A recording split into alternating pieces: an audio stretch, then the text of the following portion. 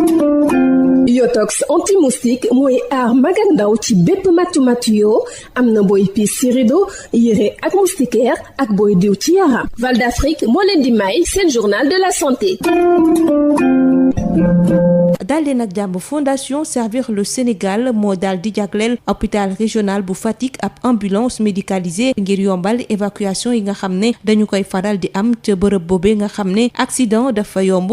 Maïssa Mayekor Diouf di directeur général bu société d'aménagement foncier et de rénovation urbaine moo teewaloon fondation Servir le Sénégal ñu teewalu ko ci micro Ngor Sarr. tey première dame Madame Faye Sall moo ñu fi yebal pour ñu andil ko ambulance bi mu jagleel ko hôpital régional de Fatick. loolu nag ñaari mbir moo ko waral d'abord même bu dara xewul hôpital bi dafa nekk ci zone boo xamante ne zone yi mu polarisé dafa bari sori wuñu Mbour sori wuñu Kaolack sori wuñu Diourbel ak 16 communes yi nga xamante ne ñoo seq Fatick ba tax na lépp loo xamante ne en tout cas l'État le département le conseil départemental war na ko def pour renforcer le plateau médical lu ñu war a def la te nu mu gën a gaawee parce que nag hôpital bi dafa nekk dans une zone accidentogène fii ñëpp xam nañ ne axe Kaolack Mbour bokk na ci axe yi ëpp accident chaque année ba tax na loolu bokk na ci li tax lii am leneen li nag mooy ñoom waa hôpital bi seen bopp ñoom ñoo ma oo deful 5 jours wax ma ne actuellement hôpital bi amul ambulance pour des raisons yoo xamante ne ñoom peut-être mën nañ ko wax ba ne ma sax bu ñuy évacuer dañuy obligé solliciter Niakhar donc loolu nag bi ma ko déggee nag dëkk fi xam mbir mi ni mu doyoo ak risques yi ci nekk c'est la au première dame informé ko moom aussi mu déglu ñu ak nopp bu baax bi jël mesures yi gaaw ci ñaari fan mu lijjanti ambulance bi ne ma demal nga yóbbu leen ko ci sama tur ci tur conseil départemental ci tur mairie bu Fatick pour faciliter askan wi nga xamante ne ñu ngi fi am ay jafe-jafe ci yoon wi ñu mun leen secourir jox leen les premiers soins. jàpp leen ne tey ci alxames ki ba ëllëg ci àjjuma dina am grève ñaari fan boo xam ne liggéeykat yi bokk ci sous-section SUTSAS bu hôpital Dabakh bu Tivaouane ñoo koy amal ñoom nag li ñuy laaj mooy ñu bàyyi ñett ci seen agent yi nga xam ne dañu leen teg loxo gannaaw ba ab lakk amee woon ca hôpital boobule ba fukki tuut tànk ak benn ñàkk ci seen bakkan mbokk yi fii la ñu yem ak yéen ñu yendoog jàmm. Yotox anti-moustique mooy aar mag ak ndaw ci bépp matu yoo am na booy piis ci rido yére ak moustiquaire ak booy diw ci yaram. Val d'Afrique moo leen doon may c'est le journal de la santé. Yotox anti-moustique pour le corps, les vêtements, les rideaux et draps vous protège contre les moustiques chez l'adulte et l'enfant. Val d'Afrique vous offre votre journal de la santé.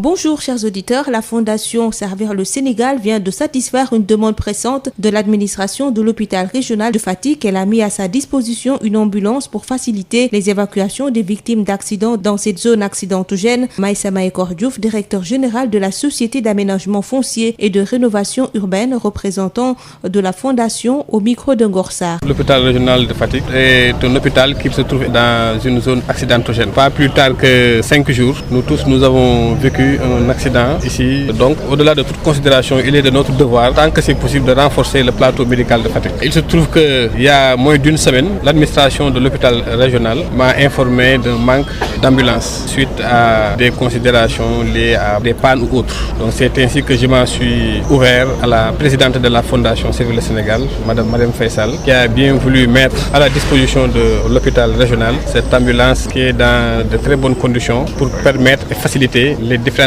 évacuations vers Kaolack ou vers Dakar. C'est un véhicule qui date de 2018, qui est en très bon état, avec tout le dispositif médical interne pour secourir, faciliter les évacuations. L'axe Kaolack-Mbour fait partie des axes les plus accidentogènes du Sénégal. Chaque mois, on dénombre des accidents. Donc, il est impensable, en tout cas très risqué, de voir l'hôpital régional dépourvu d'ambulance. Donc, raison pour laquelle j'ai informé d'art l'autorité qui n'a ménagé aucun effort pour permettre l'affectation de cette ambulance à l'hôpital régional de Fatick, qui, au-delà de Fatick, sert Kaolack, sert les 6 communes du département, sert Mbour. Donc, se trouve dans un barycentre en tant que tel pour pouvoir, en tout cas, faciliter les évacuations, permettre aux Sénégalais, en tout cas, victimes de la circulation dans la zone, de pouvoir bénéficier les premiers soins. 48 heures de grève ce jeudi et demain vendredi, mot d'ordre décrété par les travailleurs de la sous-section SUTSAS de l'hôpital Dabakh de Tivaouane. Ils demandent la libération des 3 agents envoyés en prison